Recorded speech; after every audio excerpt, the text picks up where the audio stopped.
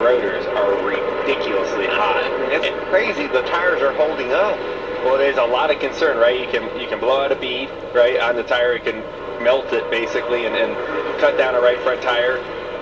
The other piece of it is that's just transferring heat into the tire. So your tires are warmer, it's gaining more air pressure, and nothing good is happening for him right now when your brakes are that hot. And that's what happens in a long run. You start to see the weaknesses of your truck, and you've got to be able to manage those weaknesses. This is balanced pretty nicely there. You see a lot of heat in the back as well. Yeah, but to your point, Michael, you're going with this is your weakness start to show up on the long haul, and it starts to snowball as well, right? Whatever happens in your truck, if you're fighting tight or you're fighting loose, as the run goes, it's just the conditions will get worse and worse and worse, and the trucks that handle it best and the drivers that can manage that the best will start to migrate to the front. You see the rubber starting to lay down the racetrack here as well, starting to lay down a good amount of rubber. We have a nice long green flag run going here. It's not typically something we see, as time has told us. The average is, what, 10 green flag laps before a caution? We were hitting that average right on until this run.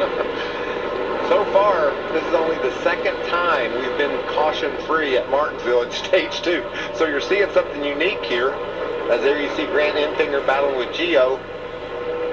Grant kind of did him a favor right there.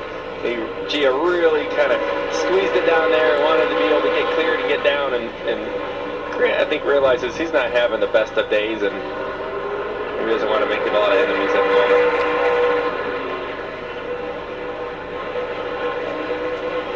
You're not missing anything up front. Corey Heim continues to lead.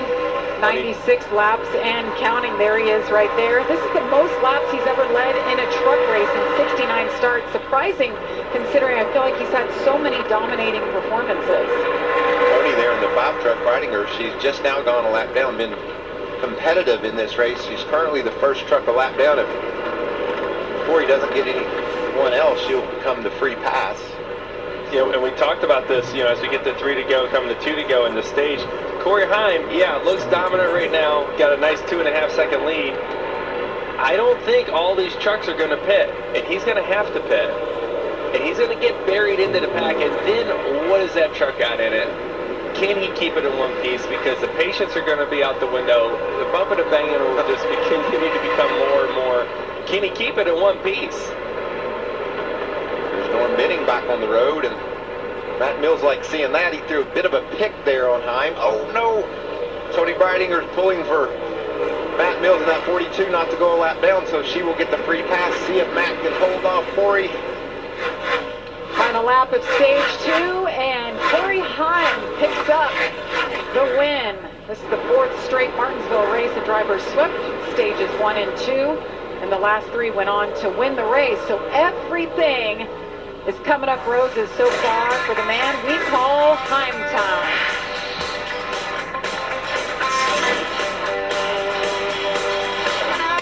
Turn in the center, security on throttle, as crew chief Joe Shear Jr. said, we just missed it a bit here today. They're making adjustments to track bar, 4 tires, and fuel. Kaden Honeycutt, who is second in both stages so far, saying, I got tight at the end of the run in those last 10 laps. Air pressure adjustment for the 45. Josh.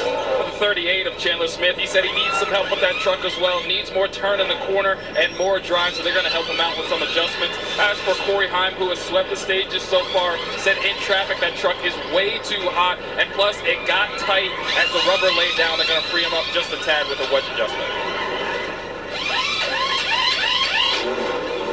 Waiting on fuel in the 11 truck. He'll win the race off pit road. A couple guys stayed out. The beauty of being in that number 1 pit box. Yeah, I gotta be honest, a lot more trucks pitted here than I thought would. I'm not sure how many stayed out yet, but it definitely looks like Heim's not gonna be buried that much. We'll sort things out as we step aside.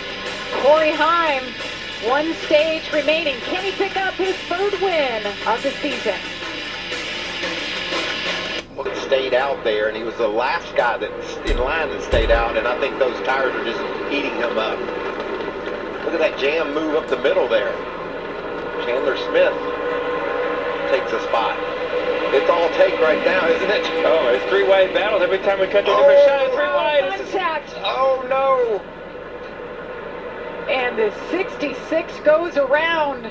Luke Baldwin was having such a good night. Down the lead lap here. I think it's just an example. He got in there and Backed up, or kind of high-sided on the curb. couldn't do anything with it other than just spin the truck around. I think he tried to stay out of the side of the truck that was on his outside. Quickly, stay there. Baldwin was back in 20th when this happened. 3 wide, up over the curb, and around he goes.